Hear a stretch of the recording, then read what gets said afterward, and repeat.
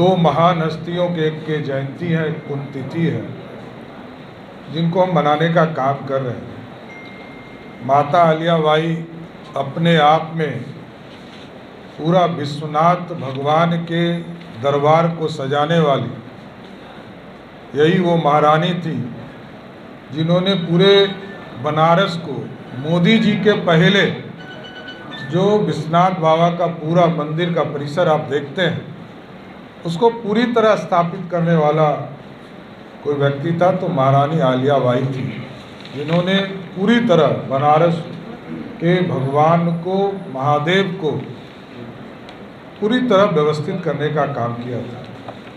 और आज हम कह सकते हैं कि नरेंद्र मोदी जी उसी रास्ते पर चलकर जो माता अहिल्याबाई का, होलकर जी का जो सपना था उसको पूरा कर रहे हैं। जो अधूरा बच गया था काम, उस पूरे बचे हुए काम को देश के यशस्वी प्रधानमंत्री आदरणीय नरेंद्र मोदी जी पूरा कर रहे हैं। और दूसरा, जो प्रजापति संत बीए हैं, ये अपने आप में अनोखा है कि ये वो व्यक्ति हैं जो उस जमाने में, आज से लगभग 125 साल पहले जन्म लिए हों और उस समय अपने कम्युनिटी में ग्रेजुएट हुए, तो उन्होंने, उनका नामकरण ही लोगों ने कर दिया कि ये बीए है। तो आप समझिए कि आज से 125 साल पहले इस कम्युनिटी, प्रजापति कम्युनिटी में लोग आगे बढ़ चुके थे। क्या कारण है?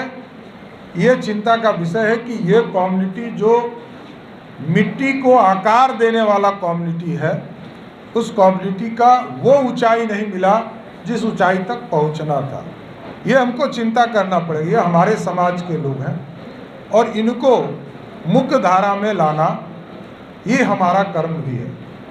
इसलिए आज दोनों महान हस्तियों के जयंती और पुण्यतिथि के अवसर पर आज बिहार को उस राह पर ले जाना है और देश के यशस्वी प्रधानमंत्री जी लगातार इस प्रयास को आगे बढ़ा रहे हैं कि इस देश में एक एक वर्ग जो पीछे छूट गया है उसको मुख्य धारा में लाना है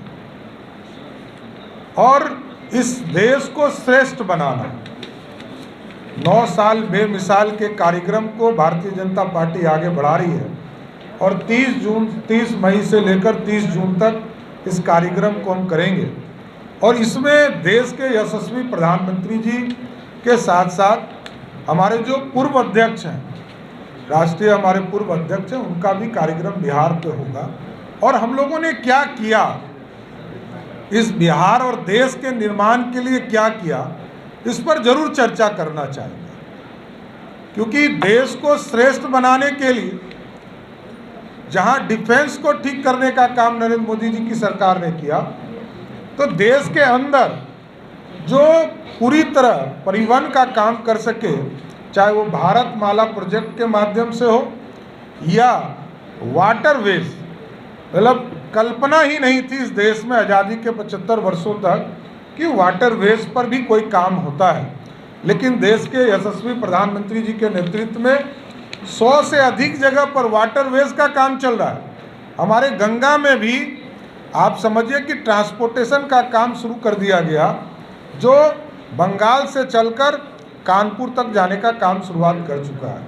इसी तरह कई जो हमारे समुद्र हैं जिसके वाटरवेज का काम शुरू किया है। हम बिहार के कल्पना की बात करते हैं, लोग बड़ी चर्चा करते हैं कि बिहार में क्या हुआ।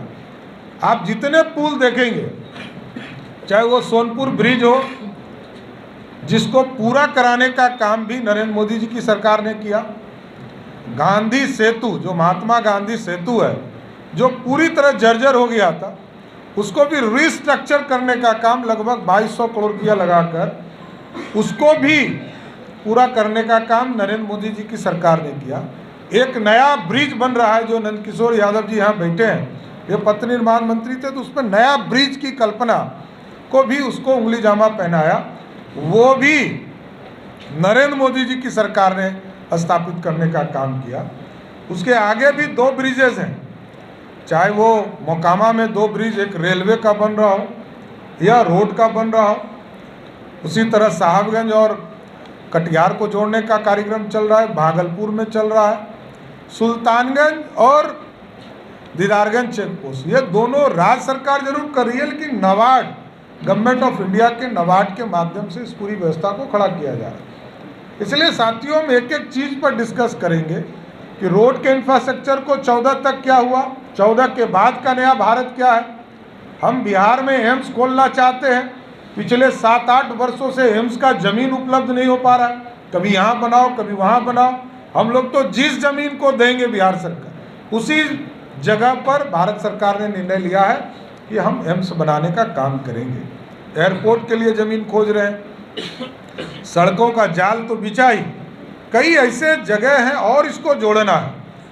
एक्सप्रेसवे की कल्पना बिहार में नहीं है, इसके लिए भी प्रधानमंत्री जी ने 3 बड़ी योजनाओं को यहाँ स्वीकृति दी है कि पटना से सीधा आपको कलकत्ता जोड़ने का काम की शुरुआत की जा रही है।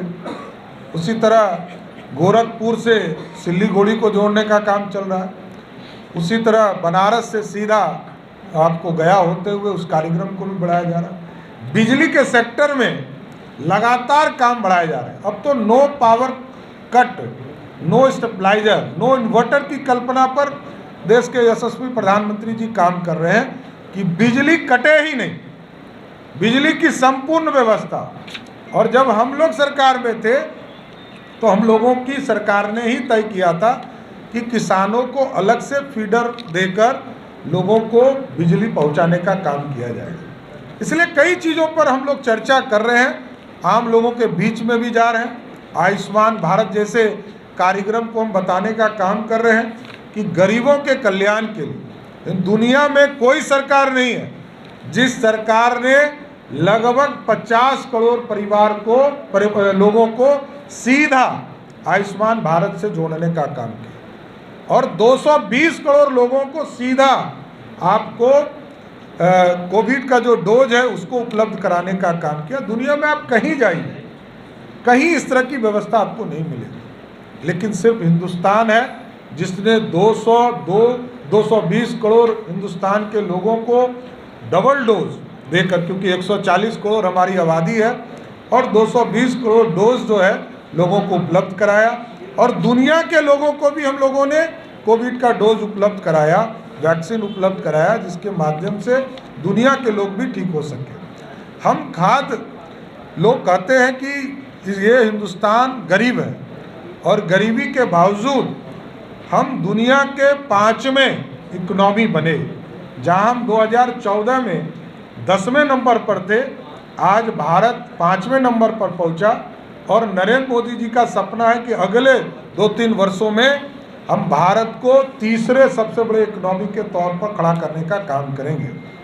आज देश बढ़ रहा है, देश के लोगों को, सारे लोगों को भोजन भी प्राप्त हो रहा है और भोजन में भी जो लोग गरीब थे, बिहार तो अत्यंत ही गरीब है, 51% से अधिक लोग बिहार के लोग BPL धारी हैं, सब गरीब हैं। हम इनको आगे लाने का प्रयास कर रहे हैं, लेकिन नरेंद्र मोदी जी ने इस देश में लगभग 80 करोड़ लोगों को सीधा भोजन पिछले 3 वर्षों से, क्योंकि कोविड की महामारी को देखते हुए इन चीज़ों को स्थापित किया।